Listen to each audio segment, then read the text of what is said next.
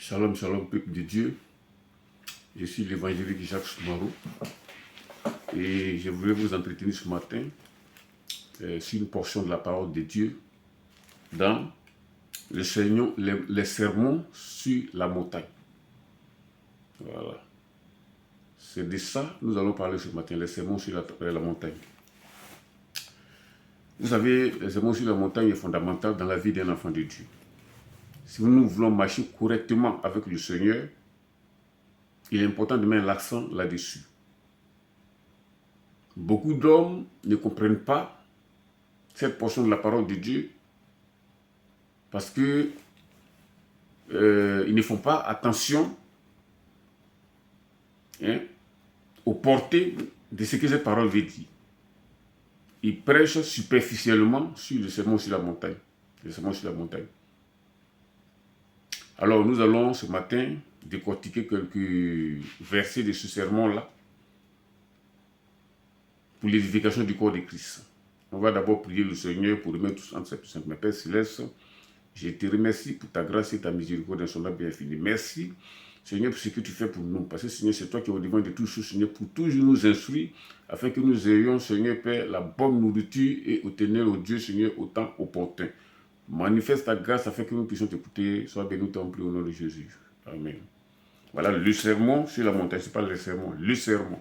C'est un sermon qui parle de beaucoup de choses. Nous allons prendre le verset 1 de Matthieu 7. Donc il est ici dit, ne jugez point afin que vous ne soyez point jugés. Vous voyez? Ne jugez point afin que vous ne soyez point jugés. Parce que celui qui juge son prochain, lui-même il se juge sans même de savoir qui juge, qui ne juge pas. Parce que les mêmes choses qu'il condamne chez son prochain, là, c'est les mêmes choses que lui-même pratique. La Bible dit, il n'y a pas un seul juge sur la terre. Tout homme qui naît des femmes sont des pécheurs. Seul Jésus-Christ a vécu sans péché sur la terre. Donc, personne n'a le droit de se permettre de juger son prochain. Même pour les chrétiens qui se disent qu'ils sont sauvés, qu'ils ont cru en Dieu, ils ne pêchent plus. D'abord, si quelqu'un dit qu'il ne prêche plus, c'est qu'il ne pêche plus, c'est qu'il est un menteur. Parce que Dieu lui dit, il n'y a pas d'homme qui ne pêche pas. Tout le monde pêche. Mais il y a une différence. Celui qui est sauvé, qui a cru en Jésus-Christ, lui fait attention. Il peut lui arriver de pécher par mégarde. Ça n'a rien à voir avec celui qui pêche volontairement. Je ne sais pas si vous me faites comprendre. Donc, une personne qui juge son prochain est lui-même déjà condamné. J'appelle plutôt à ces gens de personnes-là de plutôt prier pour ces personnes qui pêchent, afin que Dieu les enlève sur cette voie des pécheresses, qui est de continuer à juger les gens, à critiquer les gens. Et les personnes qui sont encore les plus à condamner dans cette affaire, ce sont les pasteurs, les gens qui critiquent les pasteurs qui marchent selon la volonté de Dieu. Je ne parle pas des faux pasteurs. Et même les faux pasteurs, quelqu'un qui critique un autre pasteur ou bien une personne est lui-même sous le coup de la condamnation. Parce que nul n'a le droit de juger autrui. Le Seigneur nous a donné de marcher dans la sainteté. Or, dans cette sainteté-là, il est inclus à l'intérieur de ne jamais faire mention de quelqu'un, surtout à son absence. Quand tu parles mal de lui, s'il est peut-être présent, tu peux parler. Mais nous savons que si quelqu'un est présent, là, on ne peut pas mal parler de lui. Donc si la personne n'est pas là, ce n'est pas la peine de parler mal de lui. Si c'est parler de lui en bien, il n'y a pas de problème. Mais ce n'est pas la peine de parler mal de lui. Vous comprenez? Donc on va suivre un deuxième verset. On va suivre un deuxième verset ici. On va sortir souvent certains versets. Il est ici dit, ne donnez pas les choses saintes aux chiens. On va sauter certains versets pour pouvoir gagner un peu de temps. Ne donnez pas les choses saintes aux chiens. Pourquoi le Seigneur dit ça? Le chien, d'abord, c'est qui? C'est quelqu'un qui retourne à ce qu'il a vomi. C'est un animal qui mange ce qu'il a vomi. C'est le seul animal comme ça dans le monde. Aucun autre animal ne fait ça, si c'est notre chien. Donc, ne donnez pas les choses saintes aux chiens. Ça peut s'assimiler ici à dire de ne pas donner, par exemple, la parole à des moqueurs ou bien à des gens qui savent la vérité, mais lorsque tu leur parles de Dieu, ça devient des, je sais pas, des moqueries ou bien, je sais pas, des débats. Non, pas des débats. Je connais peut-être des musulmans et des chrétiens qui font souvent des débats animés à la TV. Très animés d'ailleurs. Le chrétien et le musulman ou bien le chrétien et le bouddhiste qui font ces genres de débats animés là sont tous déjà condamnés. Le Seigneur nous a appelés à apporter la parole, la bonne nouvelle aux gens et non pas aller discuter des heures comme ça pour des choses qui ne vont mener à rien. Dans ces débats-là, qui gagne? Personne ne gagne.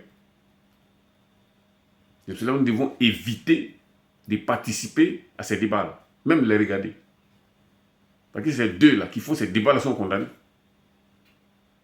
La parole de Dieu, là, on ne discute pas là-dessus, on la porte. C'est-à-dire que tu portes la parole aux gens. S'il accepte, c'est bien. S'il n'accepte pas, tant mieux, toi tu as fait ton devoir. Remercie le Seigneur, tu t'en vas.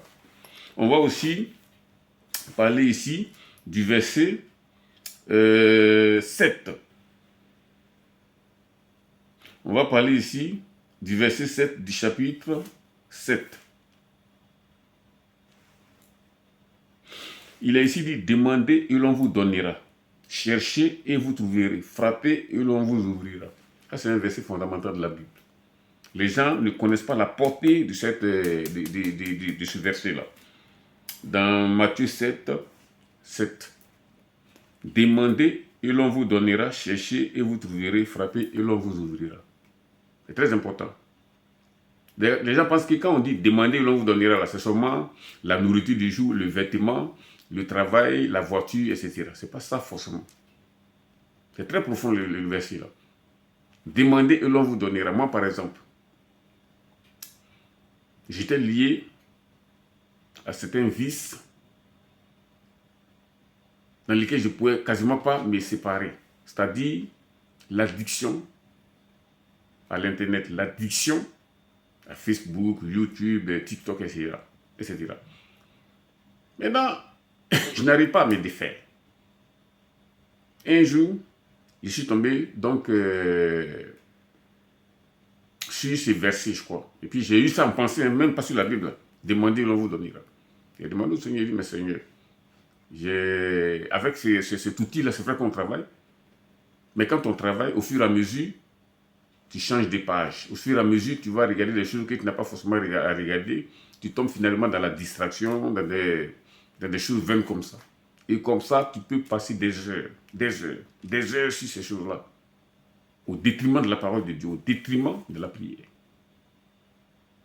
Donc il a demandé, Seigneur, dans ta parole, tu as dit, demandez, l'on vous donnera. Franchement, éloigne-moi de moi cet esprit de distraction, cet esprit d'internet, cet esprit de Facebook, YouTube, etc. Éloigne-moi de ça.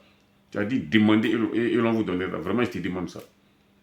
Je vous assure que je n'ai pas fait d'efforts. Or, avant, j'avais fait tous les efforts humains qui n'ont pas abouti à grand-chose. J'ai finalement oublié ça sans problème. Parce que le Seigneur a dit, demandez et l'on vous donnera. Vous pouvez tout demander à Dieu. Pourvu que ce soit selon sa volonté. Amen. On va aussi continuer. Et on va ici décortiquer un troisième verset. Et c'est bon. Et ça, c'est le verset le plus fondamental de la Bible. Si tu mets en application ce verset-là, tu as tout accompli dans la Bible. C'est en même temps la loi et les prophètes. Un seul verset. Si tu as réussi dans ta vie à mettre ce verset-là en application, en tout cas, tu as déjà tout accompli. On va lire ce verset. Le verset Matthieu 7, verset 12. Il a ici dit, « Tout ce que vous voulez que les hommes fassent pour vous, faites-le de même pour eux, car c'est la loi et les prophètes. » Vous voyez, c'est la loi et les prophètes. C'est un verset tellement important que, car c'est la loi et les prophètes. Tout est inclus là-dedans. Si tu aimes ton prochain, tu ne vas pas l'insulter. Si tu aimes ton prochain, tu ne vas pas lui porter, comment on appelle, tu ne vas pas le voler, tu ne vas pas chercher, je crois, sa femme, tu ne vas pas avoir des mauvaises pensées à son encontre, tu vas l'aimer. Si tu aimes ton prochain, c'est comme si tu t'aimais toi-même. Si tu aimes ton prochain, tu as tout accompli. Pas celui qui aime son prochain là. Il ne peut pas faire de faux coups contre lui. Il ne peut pas aller le calomnier. Il ne peut pas faire quelque chose qui ne te plaît pas à lui-même. Donc je vous invite même à mémoriser ce verset. Matthieu 7, verset 12. Tout ce que vous voulez que les hommes fassent pour vous, faites de même pour eux, car c'est la loi et les prophètes. Si chaque croyant mettait ce verset en application, le monde allait être encore plus meilleur.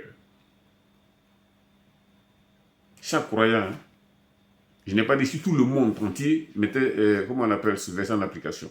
Si chaque croyant mettait ce verset en application, le monde allait être plus meilleur. Parce que tous ceux qui sont aux entourages de ces croyants-là allaient commencer à réfléchir, allaient commencer à penser. Et la vie des témoignages de la vie de ces personnes allait les mener à changer. Et le monde allait être meilleur. Mais aujourd'hui, les croyants d'aujourd'hui, tu marches sur le pied d'un croyant, un chrétien. Mais ça, vous allez bagarrer toute la journée. Tu insultes un chrétien d'aujourd'hui. Il va te rendre ton insulte, etc., etc. Un chrétien doit être l'exemple même dans la société. Mais aujourd'hui, c'est le contraire. Vous voyez? On va s'arrêter là pour ce court verset-là, pour cette courte vidéo. Nous allons prier le Seigneur, Père. Nous te rendons grâce, Seigneur, pour cette courte vidéo. Éternel le Dieu, nous te prions, Seigneur, de nous aider à la mettre en application. Parce que, Seigneur, c'est toi, Seigneur, qui nous donne toutes bonnes choses. Merci, touche le cœur de tous ceux qui vont l'écouter et que toi, tous nos âmes magnifiques, nous t'en prie au nom de Jésus. Amen.